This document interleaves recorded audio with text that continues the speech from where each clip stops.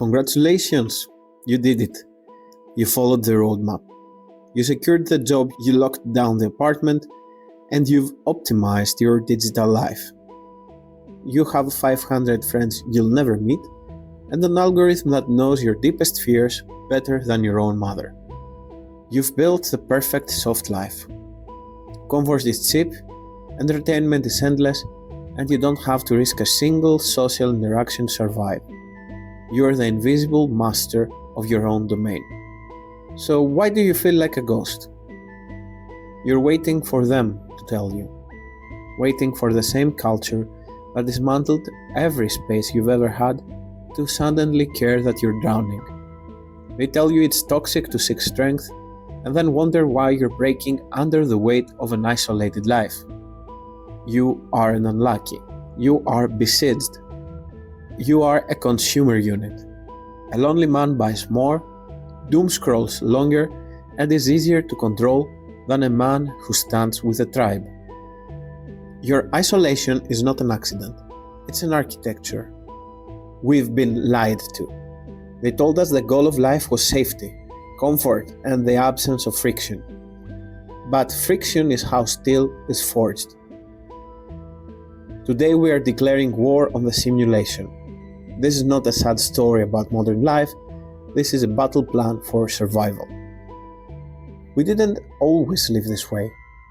For millennia, a man's survival was contingent on his own community. We worked shoulder to shoulder, fighting the soil, the sea, or the enemy. A man was defined by what he contributed to the whole, not by what he consumed alone. Hierarchy was functional, responsibility was shared, and commitment was absolute. But we wanted convenience. We wanted to be free. In the search for comfort, we destroyed the very structures that kept us sane. We didn't just move away. We built a parallel simulation that simulated community without any of the cost. And nothing simulates connection better than the thing that is currently killing you, the dopamine simulation. We have traded a face-to-face life for a face-to-screen existence. You aren't connected to the world, you are connected to an optimized feed designed to exploit your biology. You think you're connecting with your people on a forum or a Discord server, but you're just shouting into a void that is echo-chambered for profit. The simulation of work, the simulation of adventure, the simulation of relationships, it's the ultimate soft trap. We've optimized our lives to avoid conflict, only to discover that conflict is how we know we're alive. A life without friction is a life without fire. We are lonely because we are redundant. We build a world where we aren't needed by each other anymore. While the West drifts into this digital narcosis, there is a counterculture fortress that has held the line for 1,500 years. It is a parallel reality that rejects everything you have been told is necessary. Welcome to Orthodox monasticism. To the secular mind, this is an escape, a retreat of some sort. A bunch of weird, bearded men hiding from the real world. That is the simulation's final lie. These men are not retreating.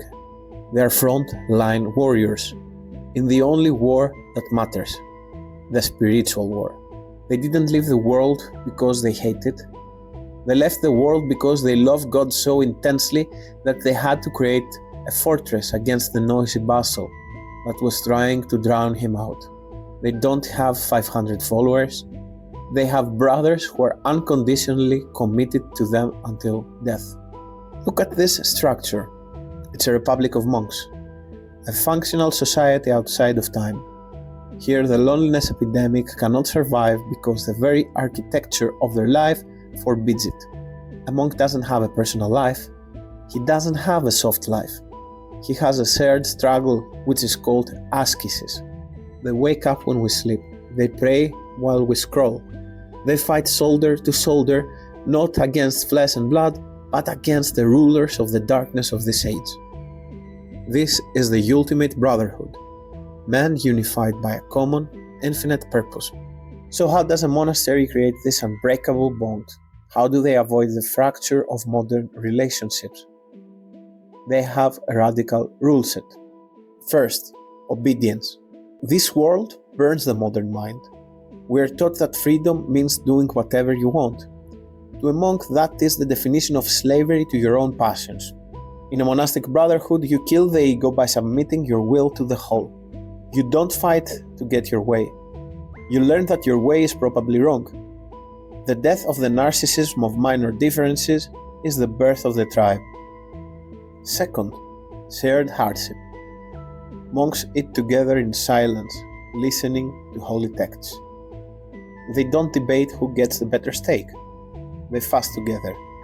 They stand in long, exhausting vigils together. In your world, friendship is based on interests.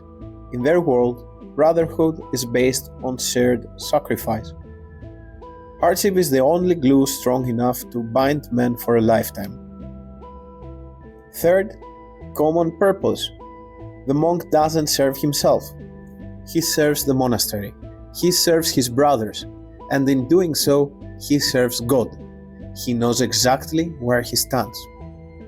They build an island of holiness. They keep an open door policy, offering this fortress to those willing to struggle.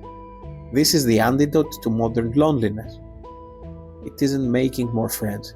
It's building a functional society based on spiritual reality rather than consumer comfort. We know we cannot all go to Mount Athos. We cannot all become monks. But the principles are universal. A man who has no brothers is a man who will be broken. You have to build your own island of holiness. Stop asking for community and start constructing one. It starts by killing the screen. Find a physical discipline. A garage gym, your cell, where you can invite men to struggle with you. Create a hierarchy. Define a purpose. Build something physical, something that requires a shoulder-to-shoulder effort to survive. The quiet war is won in the real world. Don't wait for convenience. A conveniently built life is a sterile life. A life without friction is a life without fire. Stop seeking comfort. Seek a life that's worth the struggle. The world is drifting. Which way are you swimming? Go against the current. Find your tribe. Find your fire. Stand firm and united in God. Lord Jesus Christ, have mercy on us, the sinners.